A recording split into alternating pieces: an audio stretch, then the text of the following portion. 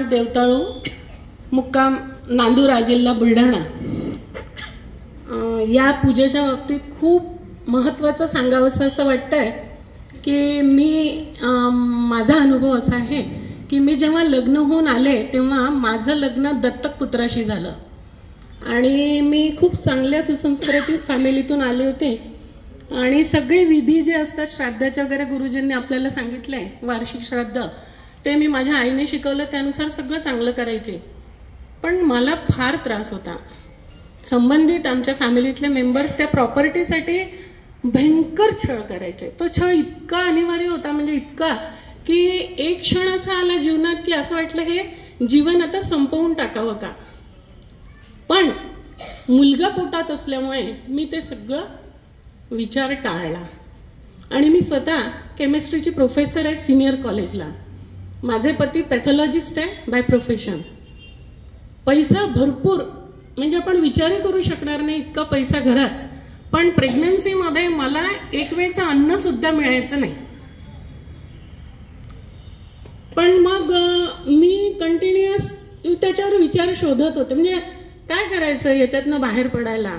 माझे ज्येष्ठ बंधू अमरावतीचे नरेंद्र बडनखे याने, हे स्वामी समर्थ महाराजांच्या सेवेत आहेत, त्यांनी मला आदरणीय श्री मनोज कन्नव सरांचा पत्ता दिला आणि तो म्हणाला, माझा भाऊ मला, की तू यांच्याकडे जा, तुझा विश्वास नाही. आणि माझ्या घरच्यांचा मुळीच विश्वास नव्हता, की ते म्हणायचे हे सर्व कर्मकांड आहे, ह्या पूजा वगैरे ना काही नाही. पण मी म्हटलं अहो आपण इतकं सगळं करतोय ना, तर एकदा एक पूजा करून बघूयात. म्हणून मग आम्ही इथे आलो आणि पूजा केली. ती पूजा केल्यानंतर जे 40 दिवसांचं आपण करतो सगळं पालन, ते पालन अतिशय काटेकोरपणे मी स्वतः केलं, त्यांच्याकडनं करून घेतलं.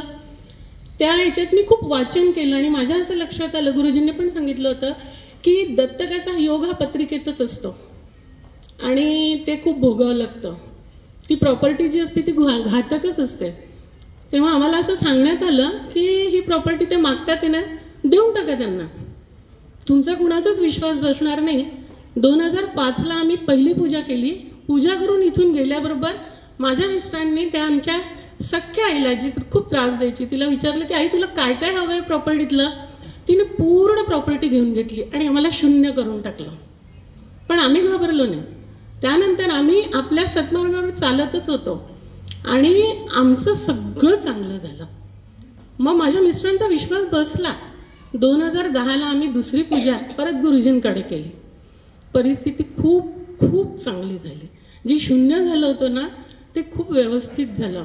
आणि मग नंतरची कॉन्सिक्युटिव्ह तिसरी चौथी पूजा आम्ही 2014ला 2019ला केली. आजची ही पूजा आमची 5वी पूजा आहे कण्णव गुरुजींकडची.